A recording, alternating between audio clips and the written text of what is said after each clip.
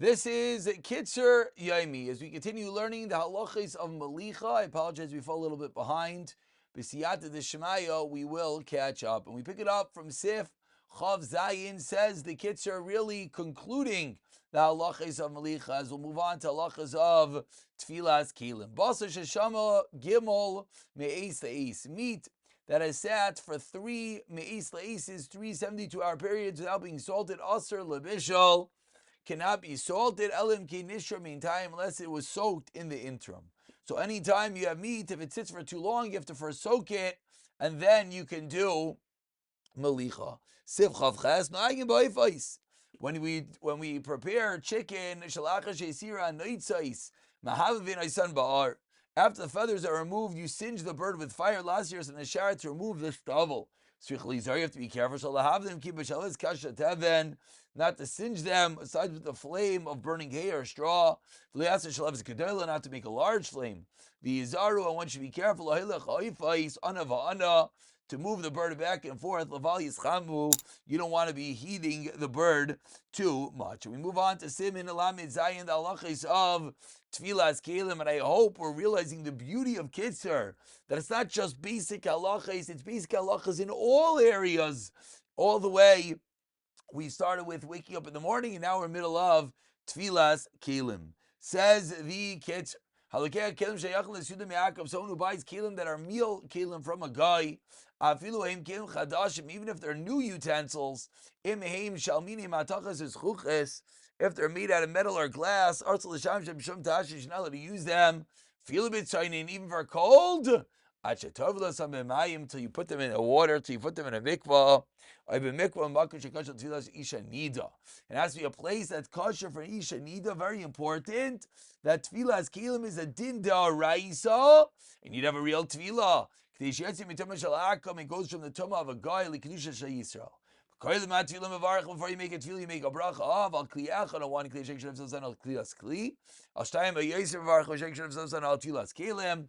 We'll point out this is a big machlekes minhagim, whether we actually make a different bracha, whether it's one keli or whether it's multiple kelim, or many of the minhag that they say al Tevilas Keilim in all scenarios, whether it is one, whether it is many.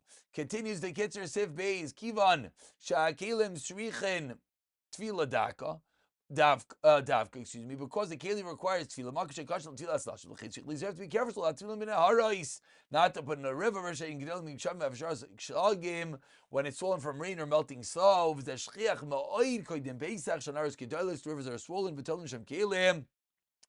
We'll just point out, before you just go to drop something into a lake or river, make sure it is an appropriate place. Sif Gimel Kliates. Continues the Kitzur. Wooden kelim ain't on tzricha tefillah. V'im yesh lev chashuki barzel, if they have iron hoops, then tzricha tefillah b'lei brach. Kli cheres, earthenware, gam kein tzricha tefillah. But mesum b'fnim ba'avar, if they're caught on the inside with lead, shekarin glazed, tzricha tefillah b'lei brach. V'chein kli porcelain, which of course will be many of our dishes and the like will be porcelain, will be cheres, but they'll be coated. Our clothing actually is glass, which is a big machlekes, and it's very, very thin, so it's even a bigger machlekes. But the pashtus is we're tevla without a bracha. In a time of need, one could be lenient, but they should ask a shayla. Sif dalit, and mukli yashav is an old used kli shem shamakim. The guy already used it. But you have to kasher it ba'agola liban. So first, we can understand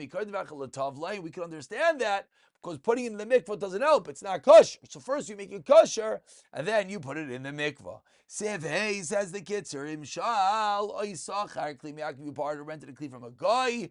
Einon srichin tefillah, because it's not owned by Yid, it goes by Bailus. V'imshal oisachar kli michavini Yisrael. If it's from a Yid, then of course it could feel like bracha. But chavini yadiyah zos l'misha iknachach. The chavini is telling the next person that they already went into the mikvah, so with bracha, so that he doesn't put it into the mikvah another time with a bracha. Will have to be told again, just no bracha. Yisrael amachzik huta sha'isin sham klis chuches. If a Yid has a factory with glass utensils are being made, and the workers are not Jews, requires tefillah without a bracha, and this gets complicated. Who has the ownership? Whether uman koine b'shvachli, and we're not getting involved in that right now. You give the actual material to a guy, she has a loikli, or she yitaki loikli shu nakov, or he makes a kli with the whole again, it's considered at some level owned by the guy. Kalim that are used for a food, it has to be a kli that's used for ready-made foods. However, iron utensils they use for the unbaked part of the matzah. Or if you have a utensil just to cut raw dough, or the needle that you sew up the chicken with, anything that is used, and be careful, only completely, solely on raw foods does not need tefillah. Or a sagging that you skin an animal. So then, wait, someone might say, what do you mean? It's the same thing. Says the Kitzur, no. Sure, it's possible. It's a regular knife. You'll never use it, but you're able to. And similarly, a tray that you put on it the matzahs, swich and tefillah, Belay bracha. It's a table of that a bracha. Dry fish amino less a tripod. You put the pot on top of. So then it's not used for food. It's used for a pot. Kim sheina meichel. The atzon egea by inzarach tefila. Aval shaput shal matachish atzil on a basar. The iron spit that you roast the meat on it. Svicha tefila be bracha. Yisharmin tekli such gedailus large glass kalim shein shaisim mitachin on drink from Rav Shabachman as a mashkayis. It holds the drinks. Laris and the teichkaisis. This is an interesting shita. You have a jug that goes into a cup that then you drink from tefila. Sarach tefila ayin yad Ephraim says the Kitzur Yeshatin B'loi Bracha. And this Kitzur and this Sif, this is really where a lot of the complications come from. All the utensils that are used for raw but could be used for real items. People have a special little blades they used to cut the sourdough. That's going to be one of the classical shilas like this. If you need to tell them, also they're disposable at some level, etc. We finished with siftaz. A pepper mill you have to table because the metal blades. Over the lower section that receives the spices, shall eat in tefillah.